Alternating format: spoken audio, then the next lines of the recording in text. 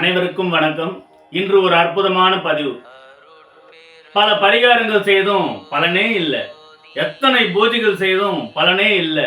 வீட்டில் காலகாலத்தில் திருமணம் கைகூடி வரவில்லை. தொழில் வாய்ப்புகள் சரிவர அமையவில்லை. கடன்கள் அடையவில்லை. குடும்ப ஒற்றுமை இல்லை. இப்படியெல்லாம் பல பிரச்சனை இருக்குது. எத்தனையோ பரிகாரம் பண்ணியாச்சு, எத்தனையோ பூஜைகள் செய்தாச்சு, எல்லா கோயில்களுக்கும் போய் வந்தாச்சு, ஒரு நன்மையும் ஏற்படலை அப்படின்னு நினைக்கக்கூடிய நபர்களுக்கான ஒரு அற்புதமான பதிவு. ஏன்னா இந்த ஊழ்வினை உறுத்து வந்து ஊட்டும் அப்படின்வாங்க. நம்ம செய்த ஊழ் அப்படின்னா பல ஜென்மாக்கள்ல பண்ண கர்மாக்கள் நம்மளை இப்போ வந்து தொடரும். இது ஒரு அற்புதமான தீர்வு.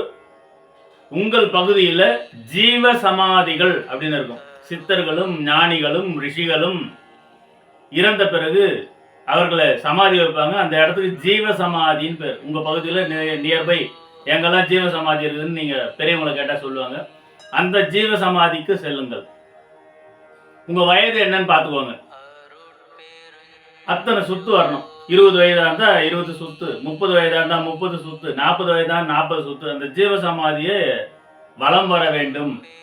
எப்படி ஆரம்பிக்கணும்னா, ஒரு கற்பூரம் ஏற்றி வச்சுட்டு ஒரு சுத்து, ரெண்டாவது கற்பூரம் ஏற்றி வச்சுட்டு ரெண்டாவது சுத்து. இப்போ உங்கள் வயது என்னவோ அத்தனை கற்பூரம் வாங்கிக்கோங்க, அத்தனை சுத்து சுத்துங்க. சுற்றும் போது மனமுருகி வேண்டணும். தாரதாரியாக கண்ணீர் வரணும்.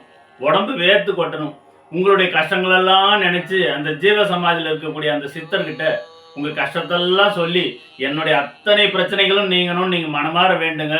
ஜாதகத்தில் எந்த கோளாறாக இருந்தாலும் சரிங்க, உங்கள் ஊழ்வினை பயன் எப்படியா இருந்தாலும் சரிங்க, எல்லாமே பஸ்பம் ஆகும்.